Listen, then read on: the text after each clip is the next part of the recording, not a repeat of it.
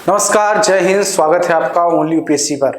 जैसा कि थंबनेल में आपने पढ़ा, कोई फिल्म टैक्स फ्री कैसे होती है, वो क्या मानक हैं जिन मानकों को अगर कोई फिल्म पूरा करती है तो टैक्स फ्री हो जाती है। क्या कोई ऐसा लीगल नियम है या ये सिर्फ विवेक पर आधारित होता है अलग अलग राज्य सरकारों के कि उसे टैक्स फ्री करना है कि नहीं करना है। इन सब पर पूरी बातचीत करेंगे।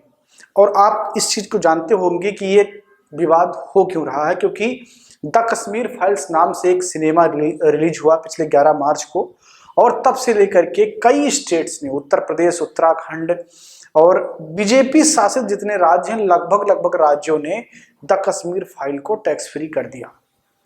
लेकिन जो उसके अपोज में जो पार्टियां हैं, जैसे महाराष्ट्र में शिवसेना कांग्रेस की पार्टी है, तो उन्होंने टैक्स फ्री करने से मना कर दिया।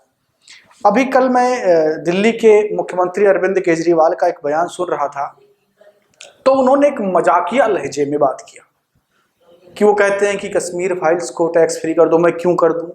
उसके पीछे उन्होंने बहुत सारे तर्क दिए। राजनीति में नहीं पढ़ना है, लेकिन ये समझना है कि आखिर कैसे कोई फिल्म टैक्स फ्री होती है, उसके पीछे क्या लीगल चीजें होती हैं, और अगर कोई गवर्नमेंट करना चाहे या नहीं करना चाहे तो उसकी क्या बाध्यताएं होती हैं। इन पर हम बात करेंगे। तो देखते हैं कि फिल्म टैक्स फ्री कैसे होते हैं और कितना टैक्स लेती है। अगर गवर्नमेंट टैक्स लेती भी है तो कितना टैक्स लेती है, उनको हमें समझना है, ठीक है ना।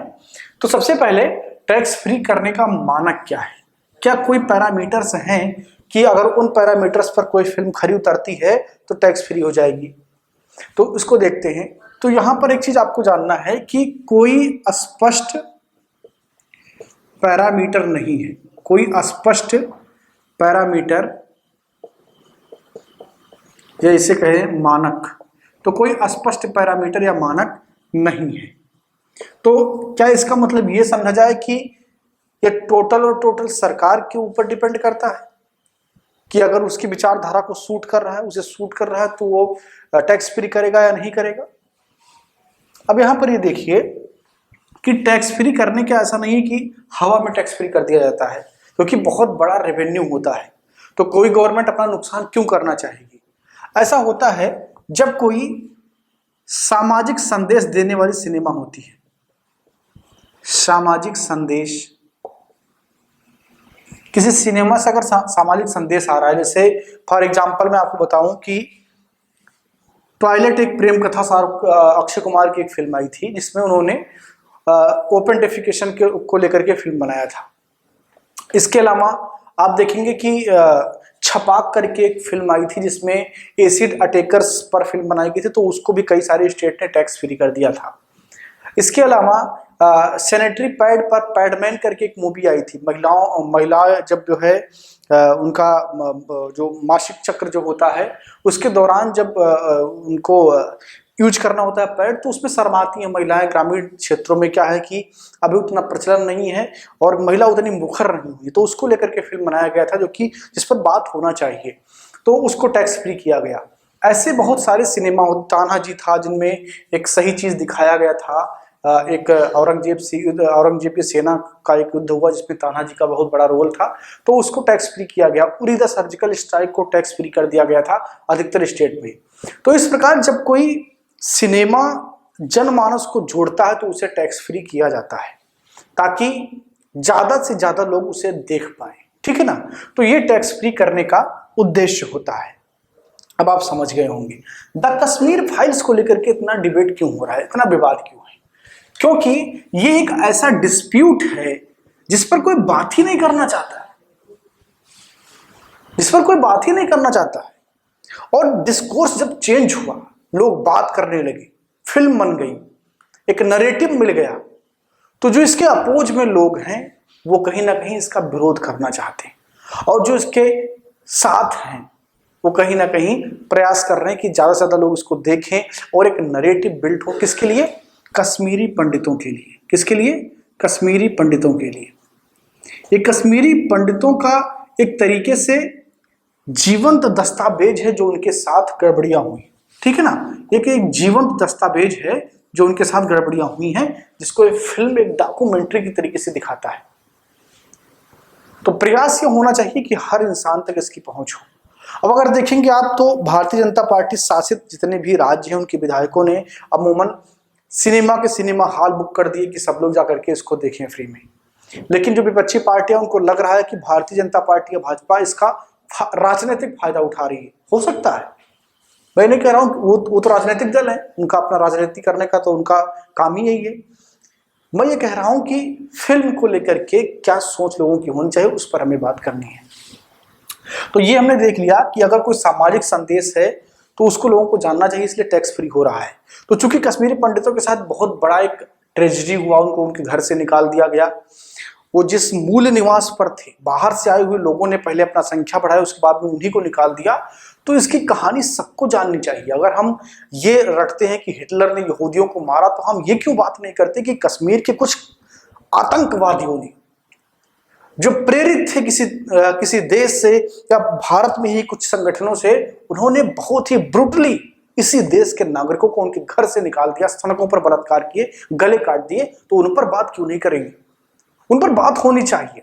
किताबें नेसेसरी कर देनी चाहिए हर स्कूल में कि ये हुआ था, इसको भूलने नहीं देना है। तो ये फिल्म बनी है, ऐसी और भी बहुत सारी फिल्में बने और उसको प्रमोट करने की जरूरत है। और ये जितने भी ऐसी घटनाएं हैं देश में जिन पर बात नहीं हुआ है, उन पर बात होना चाहिए, ठीक है ना।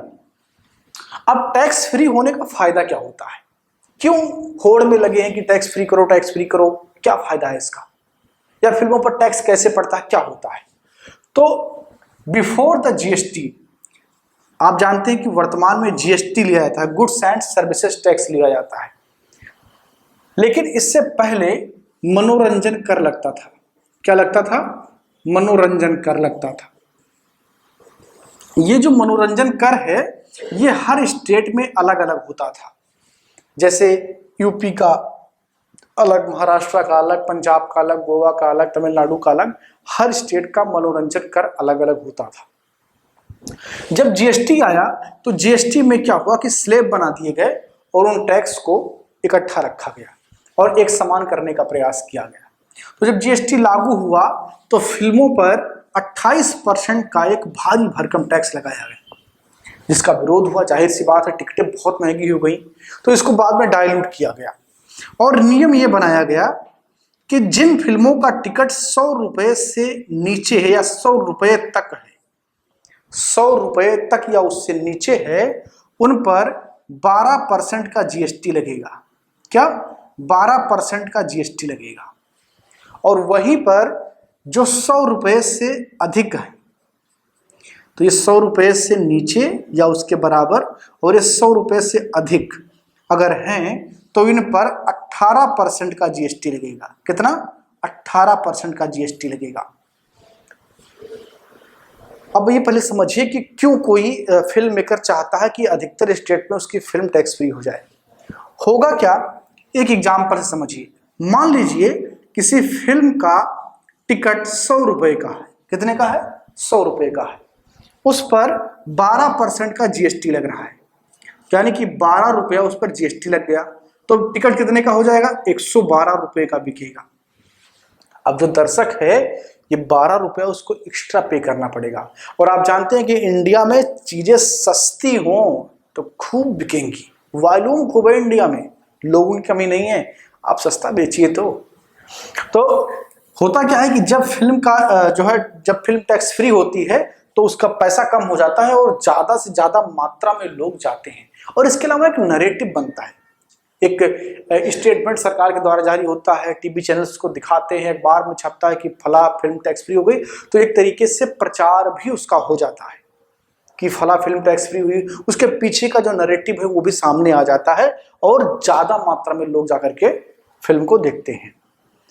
अब यहां पर एक चीज और समझना है, ये जो 12% का टैक्स लग रहा है और ये जो 18% का टैक्स लग रहा है, इसमें एक बात महाराष्ट्र सरकार ने कही। महाराष्ट्र सरकार ने कश्मीर फाइल्स पर अपना स्टेटमेंट देते हुए ये कहा कि हम टैक्स फ्री करने को तैयार हैं, क्या सेंट्रल गवर्नमेंट टैक्स फ्री करेगा?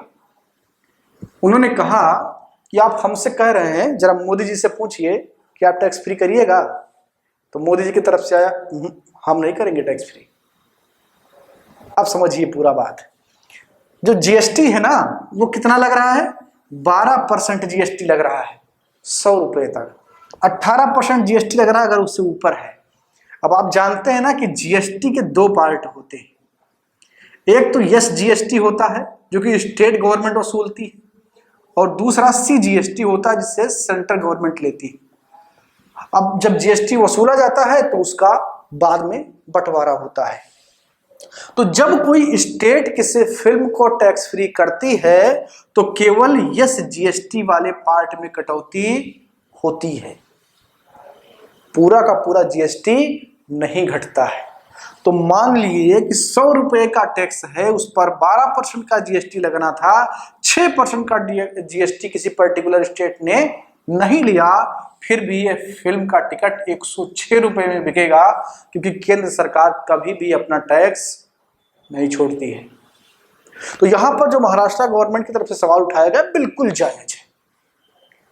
आप झोला बांध करके घूम रहे हैं कि कश्मीर फाइल देखो, कश्मीर फाइल देखो, तो मोदी जी से बोलिए ना कि कश्मीर फाइल पर टैक्स फ्री कर दें। यह बात बिल्कुल सही है कि अलग अलग स्टेट में, मध्य प्रदेश में भाजपा की सरकार, गुजरात में भाजपा की सरकार, हरियाणा में भाजपा की सरकार, यूपी में, उत्तराखंड में, इन सब ने टैक्स फ्री कर दिया, सेंट्रल गवर्नमेंट भी कर दे।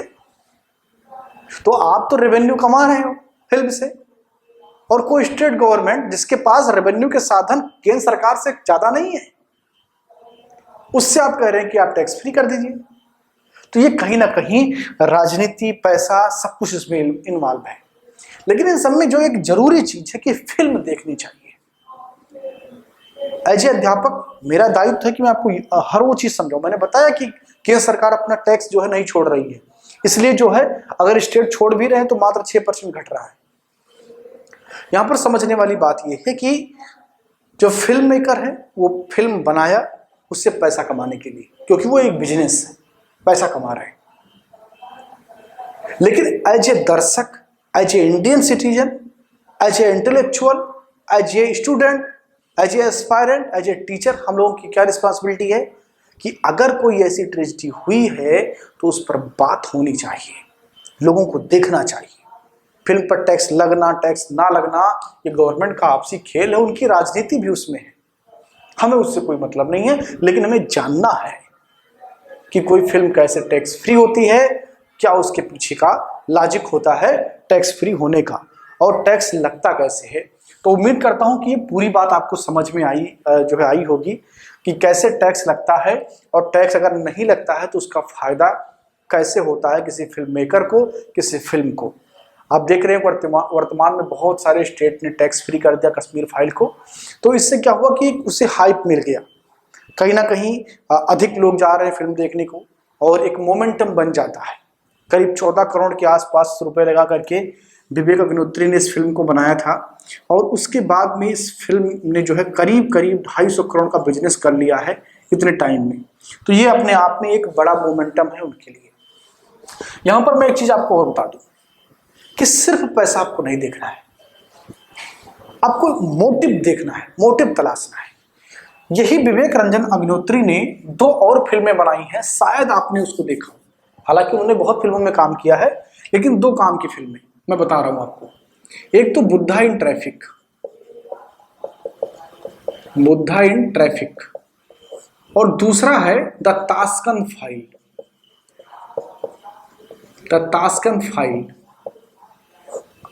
बहुत सारे लोगों ने इनका नाम नहीं सुना होगा। जितनी मेहनत इसके लिए विवेक अग्निहोत्री ने किया है, उतना ही मेहनत उन्होंने इन दोनों के लिए किया है, ताशकंद फाइल के लिए और जो है बुद्धा इन ट्रैफिक के लिए। इसमें उन्होंने ये दिखाया है कि कैसे नक्सली हमारे और आपके बीच में बैठ करके, हमारे देश के सेंट्रल यूनिवर्सिटीज में बैठ करके जंगलों में नक्सलिज्म को चला रहे हैं और देश को कमजोर कर रहे हैं। द ताशकंद फाइल में यह दिखाया गया है कि किस प्रकार भारत के एक प्रधानमंत्री को, जो कि विदेश जाता है किसी वार्ता के लिए, उसे वहां पर मार दिया जाता है, और उसके शरीर का पोस्टमार्टम भी ये इंडियन गवर्नमेंट नहीं करवाती, जो संप्रभु है। आप कितना भी भौकाल मचा लीजिए कि हम आजाद हैं अपना फैसला लेने के लिए, ये करने के लिए, वो करने के लिए, लेकिन एक दाग भारतीय राजनीति के चेहरे पर हमेशा रहेगी और उसे हटाया नहीं जा सकता। वो दाग है लाल बहादुर शास्त्री की मृत्यु। उस पर विवेक रंजन अग्निहोत्री ने फिल्म बनाई, अगर आपके पास टाइम हो तो देखिएगा। द कश्मीर फाइल उसके बाद उन्होंने बनाया है। तो ऐसा नहीं है कि वो सिर्फ पैसे के लिए ऐसा कुछ कर रहे हैं, एक मोटिव भी है। पैसा है बट एक मोटिव भी है। तो ये है टैक्स फ्री होने का पूरा मानक, और ये है टैक्स जो लगता है। दोनों को जोड़ करके आप समझ गए होंगे कोई फिल्म टैक्स फ्री होती है तो उसका फायदा क्या होता है, कैसे होती है, ये सारी चीजें आप समझ पाए होंगे। तो अगर आपको लगता है कि टैक्स फ्री होना चाहिए तो कमेंट बॉक्स में अपनी राय लिखिए। अगर नहीं होना चाहिए तो भी बताइए कि क्यों नहीं होना चाहिए। और इस प्रकार के वीडियोस को देखने के लिए यदि आप चैनल पर नए हैं तो प्लीज़ चैनल को सब्सक्राइब कर लीजिए, बेल आइकन को प्रेस कर लीजिए, और हाँ, शेयर जरूर करिएगा अगर आपको पसंद आया।